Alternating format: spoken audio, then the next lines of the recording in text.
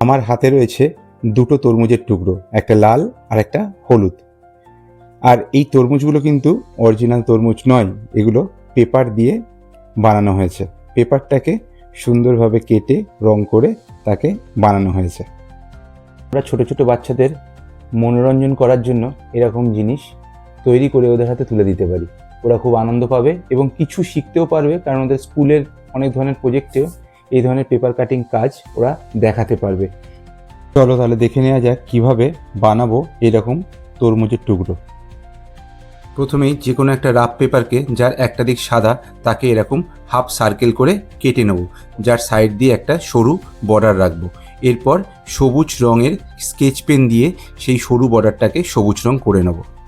সরু অংশটা সবুজ রং হয়ে গেলে তারপরে একটুখানি গ্যাপ দিয়ে বাকি অংশটা আমি হলুদ রং করে নিচ্ছি। আমি এখানে চাইলে লাল রঙও করতে পারতাম, কারণ তরমুজ লাল হলুদ দুরকম রঙেরই এখন পাওয়া যায়।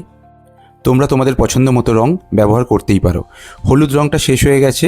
এরপর কালো রঙের স্কেচ পেন দিয়ে ছোট ছোট করে তরমুজের যে বীজগুলো হয় সেগুলোকে আমি এঁকে নিচ্ছি। রঙের কাজ শেষ হয়ে গেলে পেপারটাকে উল্টো করে ধরে একটা সাইড দিয়ে আমি একটু আঠা লাগিয়ে নিলাম। এরপর সেই আঠা যে দিকটা লাগিয়েছি সেই দিক দুটোকে আমি আস্তে আস্তে জুড়ে নিলাম। যেভাবে জুড়ছি তোমরা দেখে নাও কীভাবে জুড়লাম।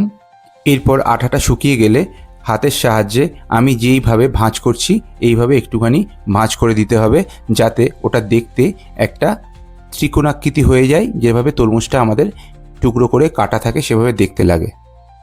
দেখতে দেখতে আমার হলুদ রঙের তরমুজের টুকরোটা তৈরি হয়ে গেল। আগে আমার কাছে দুই রকমের রঙের তরমুজের টুকরো ছিল, একটা লাল একটা হলুদ, আর এখন আর একটা হলুদ তার সঙ্গে যুক্ত হলো। আজকে আমার এই পেপারের সাহায্যে তরমুজ বানানো তোমাদের কেমন লাগলো অতি অবশ্যই জানিও। কিন্তু এরকম আরও অনেক ভিডিও পেতে আমাকে ফলো করে রেখো, আর পারলে ভিডিওটা সেভ করে রেখো।